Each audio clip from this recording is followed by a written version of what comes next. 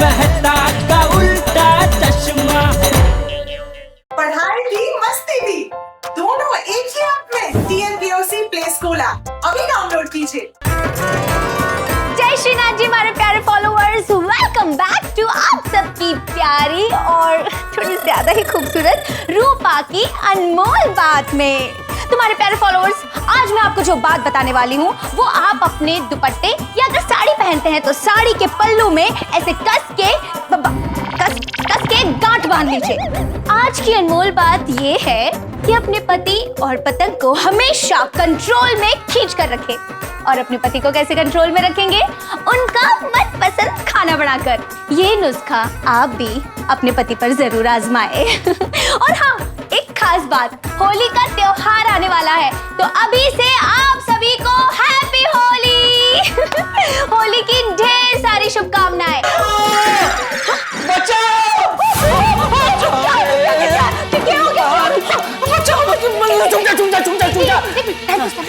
तुम्हारे प्यारे फॉलो कर रही है, बंद कर। हमला हुआ है, रुक नहीं हमला। कौन आया? डॉन आया, डॉन। एक नहीं, दो डॉन, दो। अरे मैं रूपा हूँ, बड़ी तोप खानदान से। आने दो उस हमलावर को, ऐसा घूमर करवाऊंगी कि चक्कर खाकर गिर जाएगा। और जा बाहर ही मिल जाएंगे, निपटा दे उधर ही।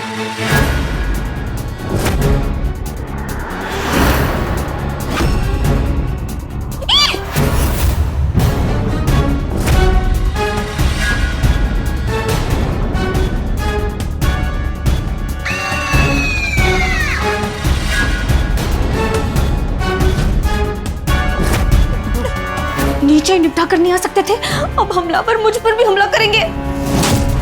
क्या हुआ? बड़ी तोप की बारूद खत्म हो गई?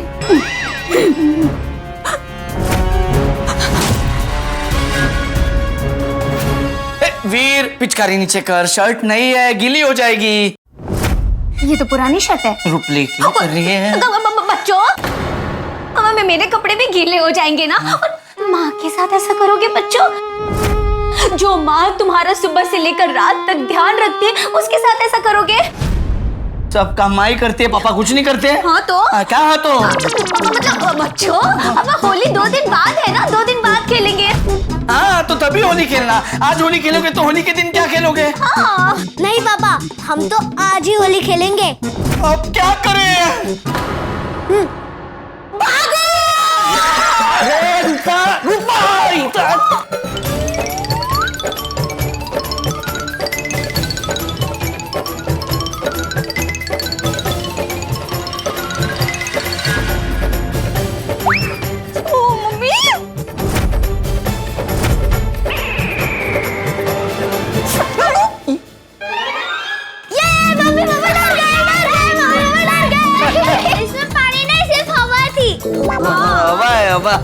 बंसरी, मम्मी पापा को डराने में जो मजा है वो पानी उड़ाने में नहीं है। हाँ।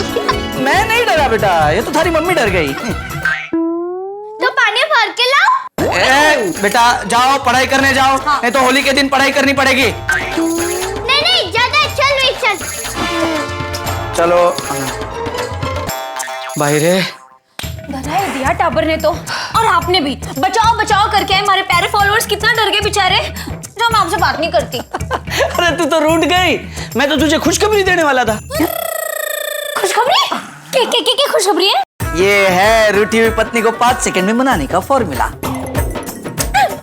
अरे रूपली, ये कर रहे हो आप भी? पोपट भाईसा के लिए खुशखबरी है। पोपट भाईसा के लिए? क्या बोला ना, पोपट भाईसा के लिए खुशखबरी है। तो पोपट भाईसा को बताऊंगा, तब सुन लेना। अच्छा चलो पोपट भाईसा। ढप जा, अभी आया हूँ, कुछ खा लेता हूँ फिर जाते हैं। हाँ, मैंने आपके लिए बादाम का हलवा और गट्टे की सब्जी बनाई है। वाह, जैसा थाली लगा, खा लेते हैं, फिर पोपट भाईसा के घर जाते हैं। और इस सुमधुर गाने के बाद फिर मिलते हैं एक छोटे से ब्रेक के बाद। इस मधुर गाने के प्रायोजक थे जीवन साथी चाय। जीवन भर साथ निभाए। पति पत्नी साथ में पीजिए जीवन साथी चाय। पूरे परिवार के साथ पीजिए जीवन साथी चाय। यहाँ ना पत्नी है ना परिवार, कहां से पिए पत्नी के साथ जीवन साथी चाय? अरे पत्नी आएगी तभी परिवार बनेगा ना।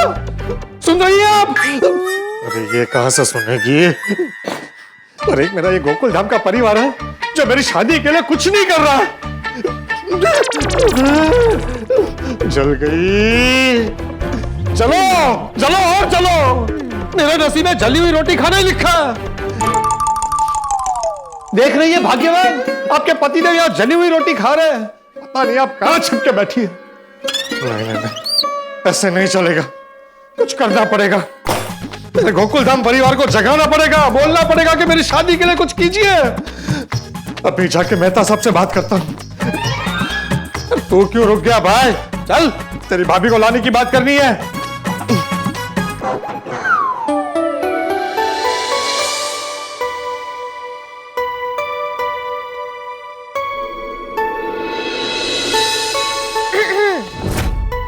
अरे आप जब से आए तब से कुछ लिख रहे हैं, बताइए ना क्या लिख रहे हैं? है कुछ खास। अच्छा, तो फिर बताइए, मुझे जानना है। जाने दो अंजलि, तुम नहीं समझोगी, मेरी भावनाओं की तरह। अच्छा, हाँ, दुनिया में ऐसी कोई चीज नहीं बनी है जो एटीएम को समझ में ना आए। दिखाइए। अरे नहीं दिखा सकता। तारक, आप जब भी कुछ लिखते हैं तो हमेशा मुझसे सलाह लेते हैं, मुझे दिखाते हैं। अंजलि ये देखो, आज मैंने ये लिखा है। अंजलि मैंने ये लिखा है, बताओ कैसे लिखा है? ऐसी कौन सी चीज लिखी है आपने? दिखाइए। अरे नहीं दिखा सकता क्योंकि ये तुम्हारी समझ के बाहर है। ओके, दिखाइए ना। अरे अंजलि, अगर तुमने पढ़ लिया ना तो तुम्हें खुद पे अफसोस होगा कि तुमने क्यों पढ़ा। अच्छा, अब तो मुझे इसे पढ़ने से दुनिया की कोई भी ताकत नहीं रोक सकती। मैं इसे पढ़कर ही रहूंगी। दिखाइए। रुकिए रुकिए।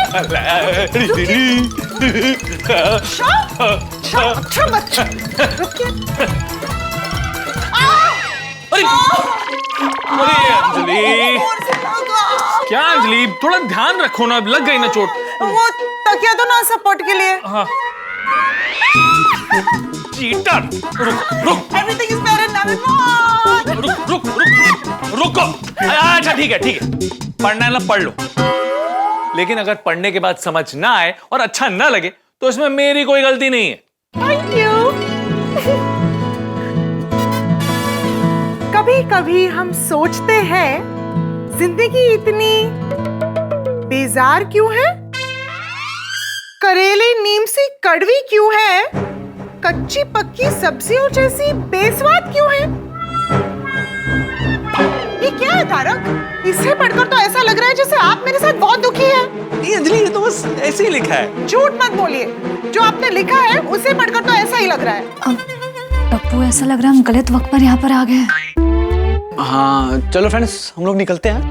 टप्पू सर, आप रुक जाइए। आप लोग बिल्कुल सही वक्त पर आए हैं।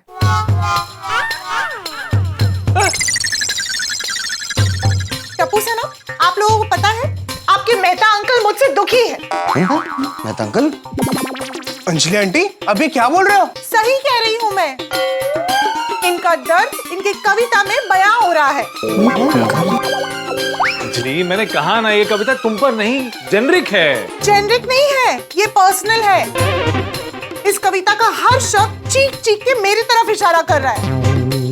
आप लोग भी पढ़ो तो पता चलेगा आप लोगों को। लो मैं पढ़ता हूँ। गोगी, अंकल आंटी की पर्सनल कविता हम कैसे पढ़ सकते हैं? ओ टप्पू, पर्सनल नहीं है, जेनरिक है। लाओ मैं पढ़ता हूँ। कभी कभी हम सोचते हैं कि जिंदगी इतनी बेजार क्यों है। बाबा, आगे तो सुनो। करेले नीम सी कड़वी क्यों है? कच्ची पक्की सब्जियों जैसी बेस्वाद क्यों है?